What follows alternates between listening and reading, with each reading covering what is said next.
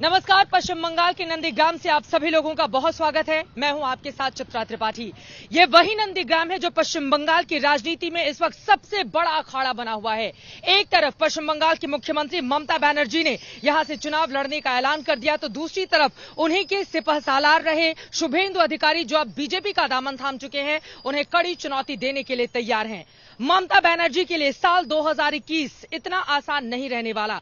हालांकि दीदी, जिन्होंने 2007 में SEZ के खिलाफ भूमि अधिग्रहण जो हुआ था, उसको लेकर बड़ा आंदोलन चलाया और यही जगह उनके उत्कर्ष का सबसे बड़ा कारण बनी। तो अब इस वक्त पश्चिम बंगाल की राजनीति में नंदीग्राम की क्या रहने वाली है भूमिका, दीदी या फिर दादा, किसका है यहां पर बोलबाला? आज इसी बात की करने वाले हैं नंदीग्राम से बड़ी पड़ताल। ममता जी के 15 साल पुराने भाषण सुनोगे तो पता चलेगा कि इस राजनीतिक विचारधारा ने बंगाल को कितना बर्बाद कर दिया। ममता बनर्जी! अब हर साल हम नेताजी की जयंती यानी 23 जनवरी को पराक्रम दिवस के रूप में मनाया करेंगे। देशनायक दिवस क्यों होवे ना? पराक्रम दिवस क्या है? पराक्रम What is the meaning?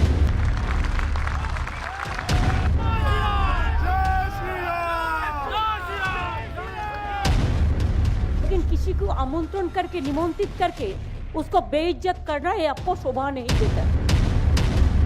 जय हिंद, जय हिंद, जय हिंद, जय हिंद, जय बांग्ला। दो विपरीत विचारधाराओं का एक मंच पर नजर आना।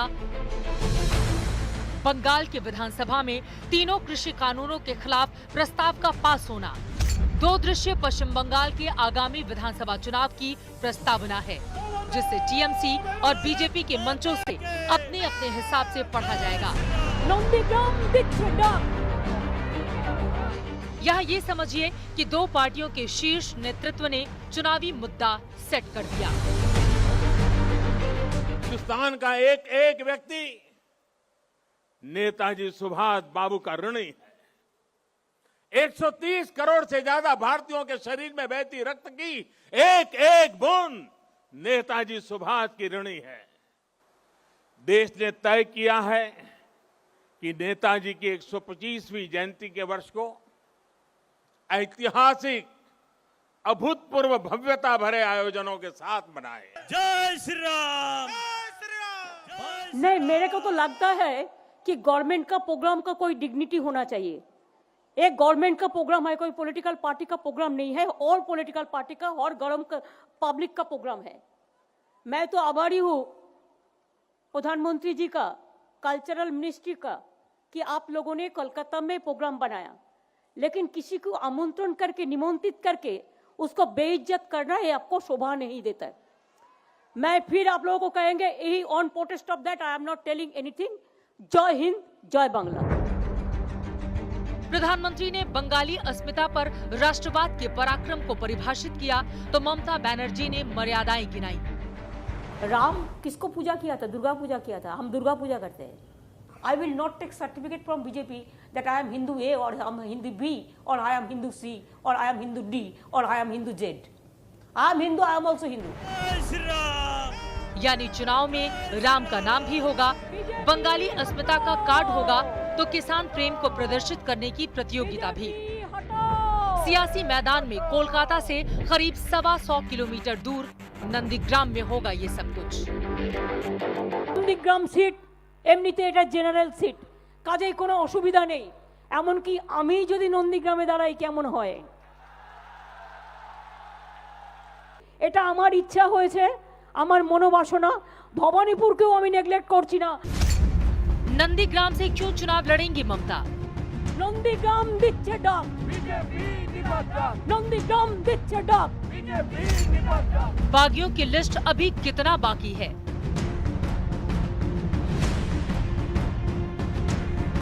क्यों ममता ने खेला सबसे बड़ा गैम्बल?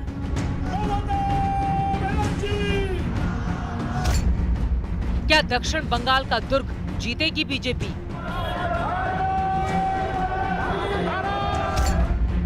एक मुट्ठी चावल वर्सेस ममता का मास्टर स्ट्रोक।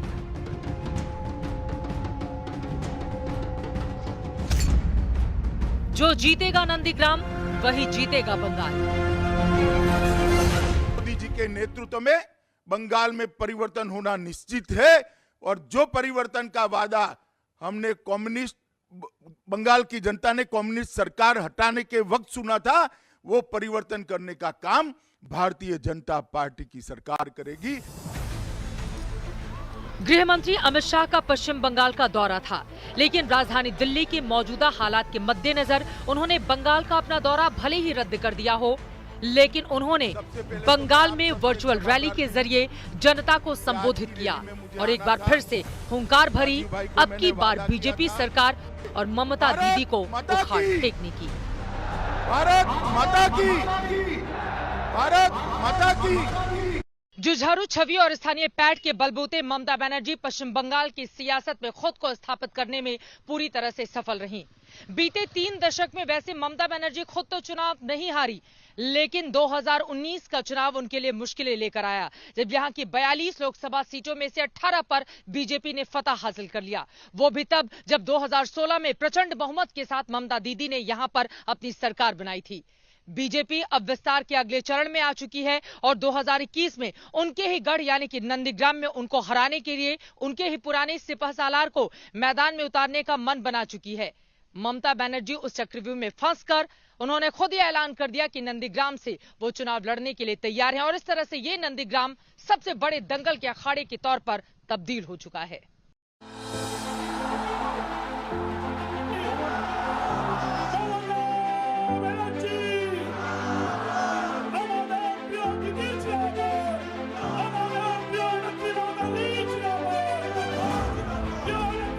पश्चिम बंगाल के सत्ता प्रतिष्ठान का नियंत्रण कोलकाता से चलता है, लेकिन सत्ता पर स्थापित वही होगा जो नंदीग्राम जीतेगा।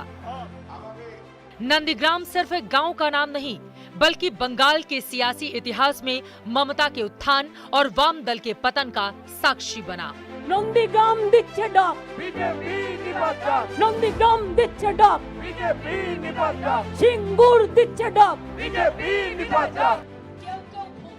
अगर 2011 से बंगाल में ममता बनर्जी ने सत्ता की लगाम अपने हाथों में थाम रखी है, तो उन्हें सियासी ताकत नंदीग्राम से मिली। इसे यूं समझिए, दक्षिण बंगाल ममता बनर्जी का अभेद्य किला है, तो उस किले की रक्षा टीएमसी की सेना ने पिछले 10 वर्षों से नंदीग्राम से की। इस किले पर कब्जा करने के लिए विपक्ष की सेनाओं ने ताकत लगाई, लेकिन हर बार नाकाम रही। 2016 और 2019 से सियासी युद्ध का समीकरण समझिए। कुल 294 विधानसभा सीटों में दक्षिण बंगाल में 178 सीटें। 2019 में टीएमसी ने 22 सीटें जीती, 19 सीटें दक्षिण बंगाल में जीती। 2016 में टीएमसी ने 211 सीटें जीती, 152 सीटें दक्षिण बंगाल में जीती। बहुत लोगों को ममता बनर्जी ने उस वक्त चौंका दिया जब भवानीपुर के साथ ही नंदीग्राम से विधानसभा चुनाव लड़ने का ऐलान किया। नंदीग्राम सीट एमनिते एटा जेनारेल सीट, काजेई कोनो असुविधा नेই, एमनकि आमी যদি নন্দীগ্রামে দাঁড়াই কেমন হয়। এটা আমার ইচ্ছা হয়েছে, আমার মনোবাসনা। ভবানীপুরকেও আমি নেগলেক্ট করছি না, ভবানীপুরেও আমি ভালো প্রার্থী দেব, ওটাও আমার ভালোবাসার জায়গা। বক্সিকে বলবো নন্দীগ্রামেও আমার নামটা যেন থাকে। दरअसल टीएमसी के सेनापति रहे शुभेंदु अधिकारी के खेमा बदलने से होने वाले नुकसान की भरपाई के लिए ममता अपनी सियासी साख दांव पर लगाने से पीछे नहीं हटी। बीजेपी को सोचने पर मजबूर कर दिया कि शुभेंदु फैक्टर को नंदीग्राम तक सीमित रखना है या नहीं, ताकि मुकाबला सीधा और स्पष्ट हो।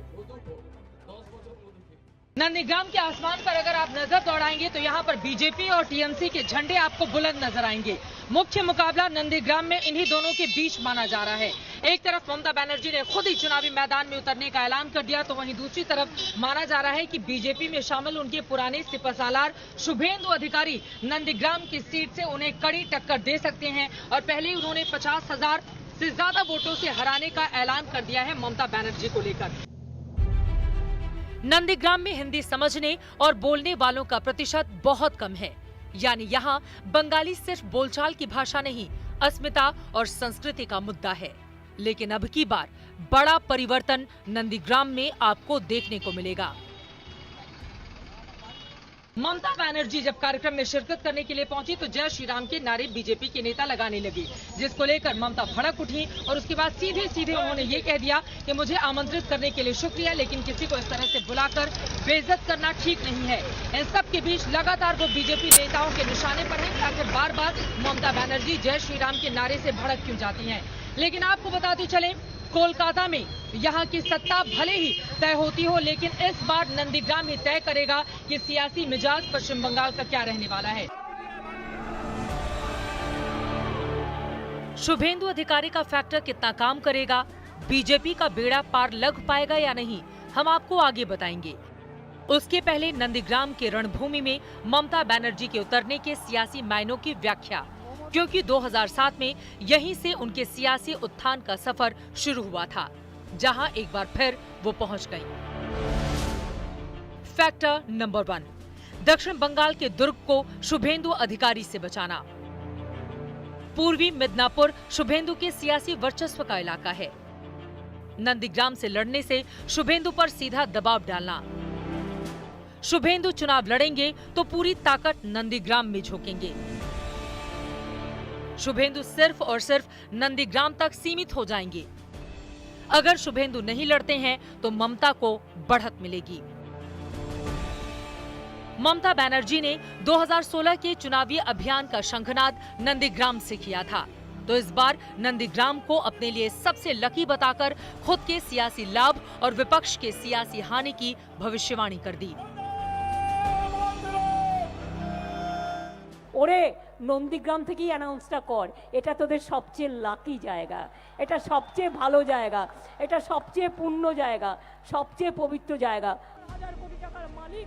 यहाँ आप ये भी समझिए कि नंदीग्राम से चुनाव लड़कर ममता हिंदू वोटरों को अपने पाले से फिसलकर बीजेपी के पक्ष में स्विंग होने से रोकेंगी। नंदीग्राम में 2006, 2011 और 2016 असेंबली चुनाव में जीत हार के साथ उम्मीदवार बड़ा फैक्टर हैं। 2006 में सीपीआई के मोहम्मद इलियास 48.7% वोट शेयर के साथ जीते, जबकि टीएमसी को 45.3% वोट मिला। 2011 में टीएमसी की फिरोजा बीबी 60.2% के साथ विधानसभा पहुंची, जबकि सीपीआई को 34.8% वोट मिला। 2016 में नंदीग्राम से शुभेंदु चुनाव लड़े, 67.8% वोट शेयर के साथ जीते, जबकि सीपीआई के अब्दुल कबीर शेख को सिर्फ 26.5% वोट मिले। बीजेपी ने बंगाल की तमाम महान विभूतियों को साधने की रणनीति के तहत पश्चिम बंगाल में एक बड़ा दांव चला है। पश्चिम बंगाल के दौरे पर प्रधानमंत्री नरेंद्र मोदी आए और सुभाष चंद्र बोस की जयंती पर उन्होंने सुभाष बाबू की तमाम बड़ी उपलब्धियों को गिनाते हुए पराक्रम दिवस आखिर क्यों मना रहा है पूरा देश, उसका जिक्र किया। तो वहीं ममता बनर्जी भी पीछे नहीं है। बीजेपी को सिर्फ एक मुद्दे पर वो नहीं घेर रही, बल्कि अलग अलग मुद्दों को लेकर लगातार वो भारतीय जनता पार्टी पर हमलावर हैं। उन्हीं में से एक है किसानों का मुद्दा। दिल्ली में चल रहे किसान आंदोलन को लेकर लगातार दीदी बीजेपी पर निशाना साध रही हैं।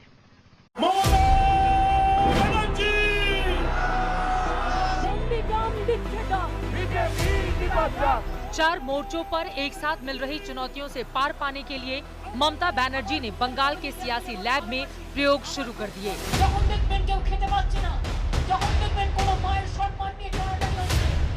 इम्तिहान बड़ा और कड़ा है, लिहाजा ममता ने अपनी छवि के अनुरूप छोटे से बड़े मौकों को भुनाने में कोई कोर कसर नहीं छोड़ी।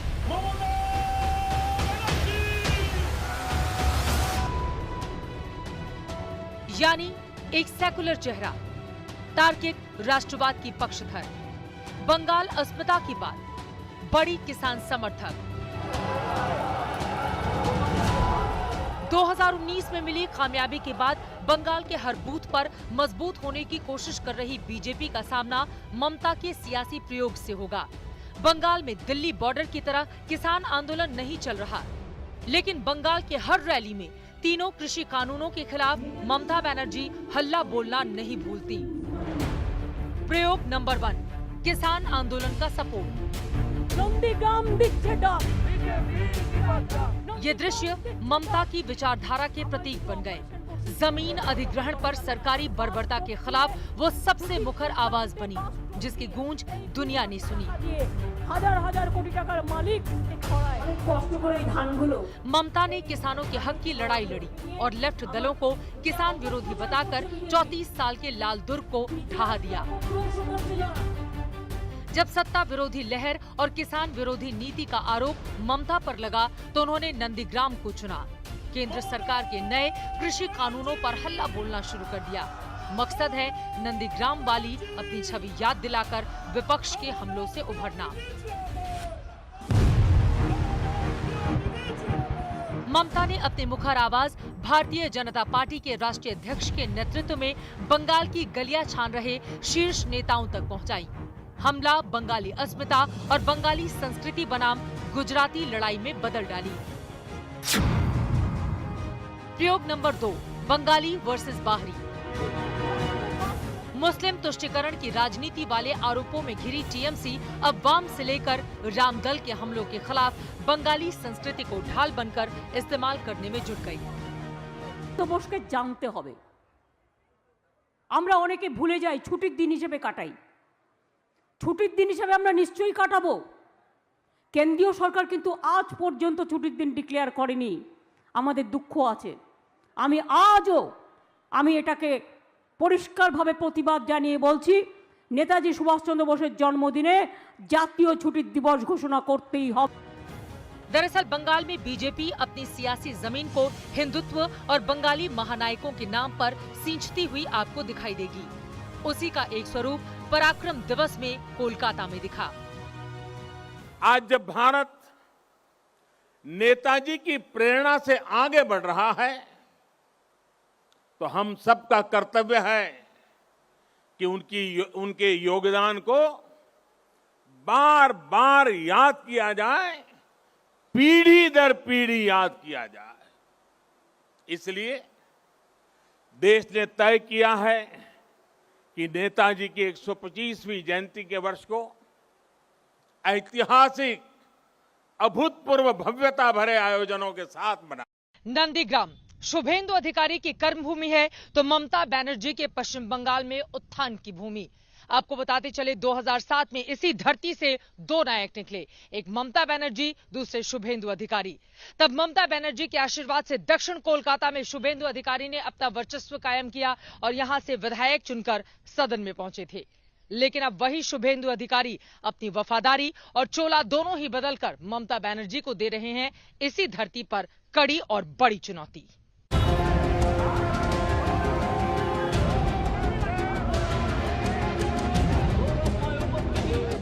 शुभेंदु अधिकारी के सियासी कद को समझने के लिए आपको इन तस्वीरों के पीछे की कहानी समझनी होगी। अब तक टीएमसी से बीजेपी में शामिल होने वाले दिल्ली में हाजिरी लगाते थे, लेकिन शुभेंदु की ज्वाइनिंग उनके इलाके में हुई और गृह मंत्री अमित शाह खुद पहुंचे।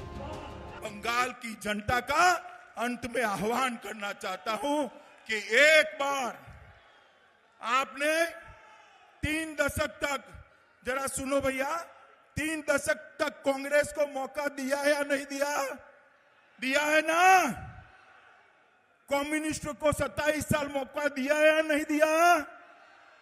ममता दीदी को 10 साल दिया या नहीं दिया? एक 5 साल भारतीय जनता पार्टी को दे दीजिए, हम बंगाल को सोनार बांग्ला बनाकर रहेंगे। शुभेंदु अधिकारी पूर्वी मिदनापुर से आते हैं, जहां पर कई दशकों से उनके परिवार का सियासी दबदबा कायम है। ममता के नंदीग्राम आंदोलन को सफल बनाने में शुभेंदु का बड़ा रोल है। आदिवासियों में गहरी पैठ और ममता के आशीर्वाद से शुभेंदु ने आसपास की कई सीटों पर मजबूत पकड़ बनाई।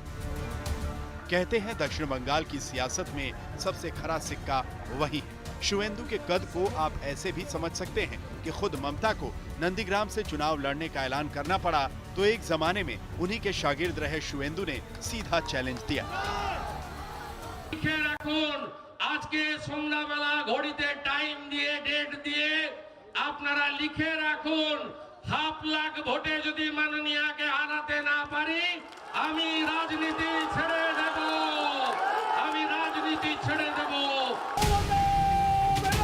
यहाँ आपको ये याद रखना है कि दक्षिण बंगाल ही ममता का दुर्ग है और इसी दुर्ग पर बीजेपी शुवेंदु के सहारे बड़े उलटफेर का गुड़ा भाग करने में जुटी है। ममता ने अपने पत्ते खोल दिए, लेकिन नंदीग्राम से शुवेंदु बनाम ममता का चुनावी संग्राम होगा, ये अभी पक्का नहीं दिखता। वैसे दक्षिण बंगाल में टीएमसी से आयातित दो नए चेहरे बीजेपी में आ गए। पहला शुवेंदु अधिकारी तो दूसरा मुकुल रॉय। बड़ी बात यह है कि ममता बनर्जी की कैबिनेट से इस्तीफा देने वाले खेल मंत्री लक्ष्मी रतन शुक्ला और वन मंत्री राजीव बैनर्जी भी दक्षिण बंगाल से आते हैं। क्या दक्षिण बंगाल में ममता के किले पर कमल खिलाने का कोई सीक्रेट प्लान एक्टिव है, जिसके पीछे शुवेंदु का दिमाग काम कर रहा है? नंदीग्राम से हमारी ये पेशकश आज तक पर लगातार जारी। पश्चिम बंगाल का सत्ता प्रतिष्ठान कोलकाता से चलता है, लेकिन नंदीग्राम इस बार ये तय करने वाला है कि सत्ता तक पहुंचेगा कौन। शह और मात का खेल लगातार जारी है। एक तरफ ममता बनर्जी का बड़ा चेहरा तो दूसरी तरफ उन्हीं के सबसे करीबी रहे शुभेंदु अधिकारी। इस बार यहां की टक्कर जोरदार रहने वाली है, लेकिन नंदीग्राम के मन में क्या चल रहा है, किसकी शह किसकी मात, कौन है यहां के लिए खोटा और कौन है यहां के लिए खरा, ये बड़ा सवाल है। जिस नंदीग्राम में ममता बनर्जी का सेनापति बनकर शुभेंदु अधिकारी ने सियासत की सीढ़ी चढ़ी, अब उसी सीढ़ी को हथियार बनाकर शुभेंदु अधिकारी टीएमसी को हराने और बीजेपी को जिताने निकल पड़े हैं। ममता के ऐलान के बाद नंदीग्राम के नुक्कड़ पर, गली चौराहों पर बस यही चर्चा आपको सुनाई देगी, दादा या दीदी। नंदीग्राम जो एक बार फिर से राष्ट्रीय राजनीति में बड़े नाम के तौर पर छाया हुआ है। सबके जहन में सवाल है कौन जीतेगा कौन हारेगा, लेकिन नंदीग्राम की जनता क्या सोचती है, इनके मन में क्या है, इलाके का विकास किया गया या फिर नहीं किया गया, जो वादे किए गए थे नेताओं ने उसे पूरा किया या नहीं पूरा किया, इन्हीं लोगों से जानते हैं। ज्यादा काम नहीं हुआ, लेकिन हम लोग का जो इधर विधानसभा में जो नेता था अपना शुभेंदु दादा ने, वो अभी तो रिजाइन कर दिया है। मंत्री सभा जो उसका पद था, अपना परिवहन मंत्री और अपना सेज मंत्री जो दोनों था, वो तो अपना बहिष्कार कर दिया पद से। तो अभी उसका जमाना में कुछ काम हुआ था, लेकिन ज्यादा काम वो भी नहीं हुआ। एक गांव में आप घूमेंगे तो आपको पता चलेगा, जो अभी तक आज का डेट में वो भी अपना मिट्टी का रास्ता है, मिट्टी का रास्ता है, कोई काम नहीं किया गया, तो ज्यादा काम नहीं हुआ। ज्यादा काम नहीं हुआ है। क्या करते हैं आप? मैं ऐसे ही नॉर्मल खेती जमीन में ही काम करने वाला आदमी हूँ। खेती जमीन में। आपको बता दें कि यहाँ की जो आबादी है वो या तो खेती पर निर्भर है या मछली पालन पर। ज्यादातर आबादी यहाँ की इसी बात पर निर्भर है। इलाके में विकास हुआ है आपके? जी हाँ, विकास तो हुआ है। हाँ। और यहाँ पे ज्यादा किसी का काम करता है और कृषि काम, किसानों की आबादी यहाँ पे ज्यादा है और मछली भी थोड़ा बहुत है। हाँ। मछली का भी काम होता है। कितनी आमदनी हो जाती है किसमें? मतलब जो किसानी होती है उसमें कितना पैसा मिल जाता है महीने का? मैंने कहा मतलब एक रोज में 300-350 रुपए में मिलता है। क्या करते हैं आप? हम टेलरिंग का काम करते हैं। अच्छा, टेलरिंग का काम करते हैं, उसमें 300-350 रुपए मिल जाता है। तो आप लोग नहीं चाहते कि और पैसा आए आप लोगों के पास, और तरक्की करे ये इलाका? चाहते हैं। 2007 में यहाँ पर बहुत संग्राम हुआ था, मारपीट हुई थी, खून, बहुत लोगों की जान चली गई थी। तब से लेकर आज तक इलाके में शांति है, फिर कभी ऐसी स्थिति नहीं पैदा हुई? नहीं, पैदा नहीं हुआ, लेकिन लोग एक साथ मिलजुल के रहते हैं यहाँ पे। मिलजुल के, लेकिन अभी जो हो रहा है, जो जिसको मिलता है उसको भी मिलता है, लेकिन गरीब को नहीं मिलता है। क्यों गरीब को नहीं मिलता? नहीं मिलता है, जिसको है उसको मिलता है। अच्छा, यहाँ पे एक भी उद्योग धंधा कुछ नहीं है इस तरह का? नहीं। कोई उद्योग नहीं है। ज्यादातर लोग या तो किसानी करते हैं, खाली खेती करते हैं। हाँ, काम करता है, ऐसे ही चलता है। मछली पालन करते हैं। मछली पालन करता है, लेकिन वही गाड़ी फाड़ी जो जैसे ही चलाता है ऐसे ही चलता है। मतलब बहुत ज्यादा आमदनी नहीं होती है। आप लोग चाहते क्या है? एक्चुअली मैडम देखिए, आज का डेट में नंदीग्राम में ज्यादा पॉलिटिक्स चलता है, ठीक है, लेकिन अभी शिक्षित में मतलब एजुकेशन के लिए आप देखने के लिए चाहता है तो वो भी नंदीग्राम फर्स्ट है। आज का डेट में क्या बहुत सारा बेकार आदमी जन्म ले लिया, लेकिन बेकार का काफी सारा हो गया बेकार आदमी। उन लोग के लिए काम चाहिए और अपना यहाँ पे कुछ कारखाना आए तो कुछ अच्छा आदमी के लिए सोचेंगे तो अच्छा। आम चुनावों में 12 सीटें गंवाने के बाद तृणमूल प्रमुख ममता बनर्जी ने यह सबक लिया कि राज्य की राजनीति में विपक्ष को खत्म करके उन्होंने एक तरह की राजनीतिक शून्यता पैदा कर दी, जिसको आक्रामक बीजेपी ने बड़ी ही दक्षता के साथ भर दिया। यही कारण है कि अब विधानसभा चुनावों के मद्देनजर मोदी का रथ रोकने के लिए सेक्युलर दलों के एक साथ आने को लेकर मंथन लगातार जारी है। ममता बनर्जी ईश्वर और आल्लाहर नामे शपथ करितेछि। नंदीग्राम दिচ্ছে ডাক বিজেপি তৃণমূল তাকেই টিকিট দেবে। এত প্রাইম মিনিস্টার মিথ্যে বলে, এত মিথ্যে ছি ছি ছি। प्रधानमंत्री नरेंद्र मोदी को बार बार बंगाल की धरती से ममता बनर्जी आपको चुनौती देती हुई दिखाई देंगी। विपक्ष को एकजुट करना हो या केंद्र सरकार की नीतियों की खुल्लम खुल्ला आलोचना, ममता हमेशा अग्रिम पंक्ति में खड़ी रही। उनकी शख्सियत में विपक्ष को एक धागे में पिरोने की क्षमताओं की चर्चा का जन्म इन तस्वीरों से हुआ। भले ही ममता पर वामदल से लेकर बीजेपी तक मुस्लिम तुष्टीकरण के आरोप लगाती हों, लेकिन ममता की छवि एक सेकुलर नेता की है। टीएमसी के वोट शेयर पैटर्न को देखें तो बंगाल के हिंदू और मुस्लिम की पहली पसंद ममता है। इसे आप यूं समझ सकते हैं कि ममता की सियासी ताकत के पीछे दक्षिण बंगाल के 9 जिले हैं, वही 9 जिले जहां से टीएमसी छप्पर फाड़कर सीटें जीतती आई है। सबसे पहले आप उन जिलों के नाम और वहां का धर्म कांटा समझिए। नादिया 72.15% हिंदू, 26.76% मुसलमान। उत्तरी 24 परगना 73.46% हिंदू और 25.82% मुसलमान। हावड़ा 72.90% हिंदू, 26.20% मुस्लिम। हुगली 82% से ज्यादा हिंदू, मुसलमानों की संख्या 16% से कम है। कोलकाता 76.51% हिंदू, मुस्लिम 20.60%। दक्षिण 24 परगना जहां हिंदुओं की तादाद 63.17% है, जबकि मुसलमान 35.57%। बर्धमान 77.85% हिंदू हैं, जबकि मुसलमान 21% से कम यानी कि 20.73%। वीरभूमि 62.29% हिंदू, जबकि मुस्लिम 37%। और पूर्वी मेदिनीपुर 84% से ज्यादा हिंदू और तकरीबन 14.5% मुसलमान। I am also Hindu. I will not take certificate from BJP that I am Hindu A or I am Hindu B or I am Hindu C or I am Hindu D or I am Hindu Z. I am Hindu. I am also Hindu. You compare. If you can catch me, sit, discuss. I will give you the what is Hinduism. तो क्या है? अमित शाह भी कर सकता है और भी कर सकता है, लेकिन आपको तो एक तो डिग्निटी देखना चाहिए ना, किसका साथ हम कर सकते हैं। इन 9 जिलों में कुल 178 विधानसभा की सीटें हैं, तो लोकसभा की 22 सीटें यहीं से आती हैं। इन्हीं 9 जिलों के वोटरों ने 2019 के लोकसभा चुनावों में अपने यहाँ की कुल 22 में से 19 सीटें ममता की झोली में डाल दी थीं। यानी ममता को 2016 या फिर 2019 में प्रचंड जीत मिली तो फॉर्मूला यही था, हिंदू और मुस्लिम वोट साथ साथ। चुनावी जंग में अब इन्हीं जिलों में टीएमसी का प्रदर्शन ममता का भाग्य तय करेगा। यानी 2021 में जीत मिलेगी या हार, ये बड़ा सवाल है।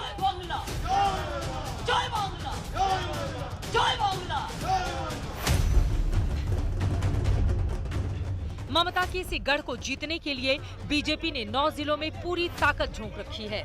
अमित शाह से लेकर नड्डा तक दक्षिण बंगाल का दौरा कर चुके हैं। और तो और इसी इलाके में प्रभावशाली नेताओं की बीजेपी में एंट्री कराई जा रही है। मकसद है ममता के वफादारों को अपने पाले में लाकर टीएमसी का किला जीतना। दक्षिण बंगाल के आदिवासी इलाकों में शुभेंदु अधिकारी की अच्छी पकड़ है। আমি ছাত্র রাজনীতি থেকে উঠে এই জায়গায় এসেছি, সিঁড়ি দিয়ে উঠতে উঠতে এসেছি। আমাকে বিশ্বাসঘাতক বলছে, কে বলছে?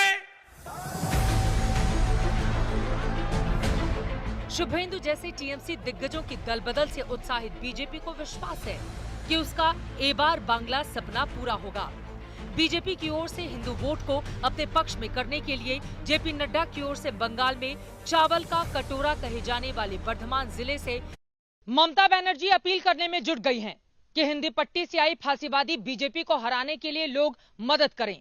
वहीं ममता बनर्जी पर मुस्लिम तुष्टीकरण के आरोप लगते रहे हैं और इसी वजह से वामदल से लेकर राम दल तक सभी ममता पर हमलावर हैं।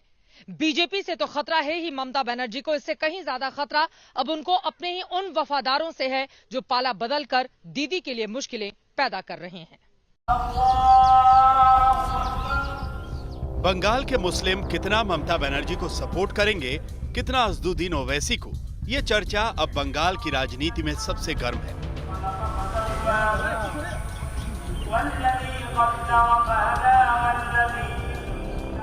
क्योंकि करीब 3000 मस्जिदों पर नियंत्रण रखने वाले फुरफुरा शरीफ दरगाह के पीरजादा अब्बास सिद्दीकी ने राजनीतिक पार्टी का ऐलान कर दिया। 2020 तक अब्बास टीएमसी के साथ थे, लेकिन अब ओवैसी के साथ खड़े हैं। ये हमारा जो एजेंडा है, संविधान की गणतंत्र जो अधिकार है, वो अधिकार पिछड़ा हुआ आदमी के पास पहुंच देना, उसका जो अधिकार उसको मिला देना। देखिए, जो हमारा विरोध में आएंगे उसी के साथ हमारे गणतंत्र का चुनाव लड़ेगा। बस, शुक्रिया। बंगाल में सत्ता की चाबी मुस्लिम वोटरों के हाथ में। मुस्लिम वोटरों ने जिस पार्टी को कबूल किया, बंगाल की सत्ता में वो बैठ गया, चाहे पहले कांग्रेस हो या फिर लेफ्ट या आज ममता बनर्जी। बंगाल में करीब 30% मुस्लिम आबादी है और ममता के पक्ष में 2016 में 70% मुस्लिमों ने वोट किया। अब ममता की इसी सॉलिड वोट बेस के बंटने का खतरा ओवैसी और अब्बास की जोड़ी से है। सिद्दीक साहब रहमतुल्लाह अलैह की दरगाह है, वहाँ पर गया, फिर वहाँ पर पीरजादा अब्बास सिद्दीकी साहब से मेरी बातचीत हुई और हमने ये फैसला लिया कि असेंबली के इलेक्शन में हम लड़ेंगे और अब्बास सिद्दीकी साहब के साथ ठहरेंगे और वो उनके साथ रहेंगे। उनका जो फैसला होगा हम उनके साथ जाएंगे। सारी लड़ाई के केंद्र बिंदु में चुनाव का मुस्लिम कार्ड है। पश्चिम बंगाल में 125 विधानसभा सीटें हैं, जहां मुस्लिम आबादी 20% या उससे ज्यादा है। 2016 के विधानसभा चुनाव में टीएमसी ने इन 125 सीटों में से 81 सीटें जीती थी। इंसान को जय हो, इंसान को जय हो। मुस्लिमों के गढ़ में ममता बनर्जी का वर्चस्व बीते 10 वर्षों से रहा है। कई जिले ऐसे हैं जहां मुस्लिम वोटर आंख बंद करके टीएमसी पर भरोसा करते हैं। जय बांग्ला, जय भारत, जय भारत, जय भारत। रायगंज, मालदा उत्तर, कूच बिहार, बीरभूम, बोलपुर, जाधवपुर, उलुबेड़िया, डायमंड हार्बर, मालदा दक्षिण, जंगीपुर, मुर्शिदाबाद, बहरामपुर, कृष्णानगर, बर्दवान, दुर्गापुर, बशीरहाट, जयनगर, मथुरापुर। बंगाल के विधानसभा और लोकसभा चुनाव में ट्रेंड यही बताते हैं कि मुस्लिम पूरी तरह से ममता के साथ थे। 2006 तक मुस्लिम मतदाता वाम मोर्चे के साथ रहे और सत्ता उनके हाथ में रही। लेकिन 2009 लोकसभा चुनाव में ट्रेंड बदला जब कांग्रेस तृणमूल गठबंधन ने 60% मुस्लिम बहुल सीटें जीतकर 42 में से 26 सीटें अपने नाम की।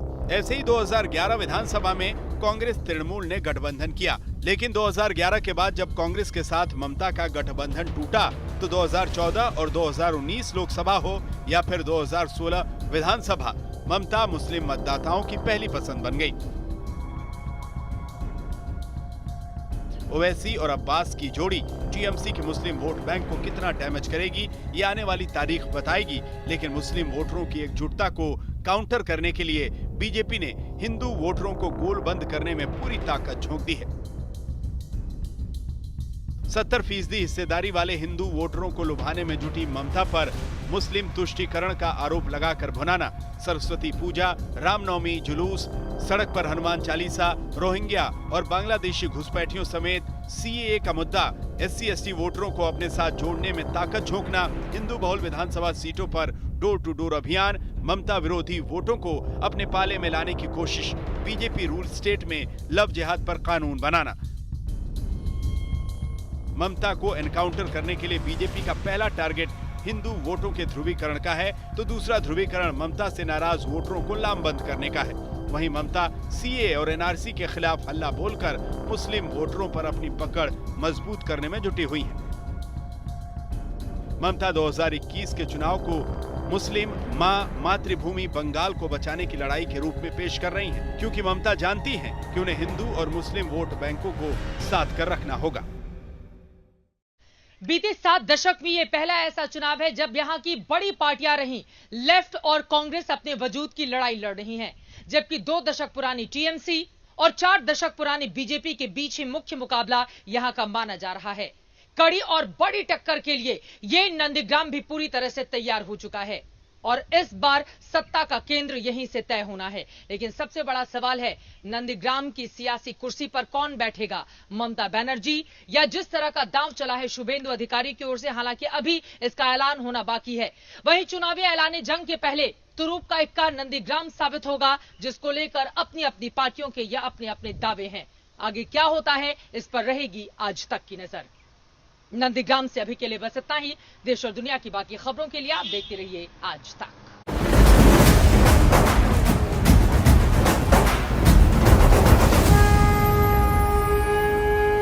नमस्कार, मैं हूं अंजना ओम कश्यप। हमें उम्मीद है ये वीडियो आपको पसंद आया होगा।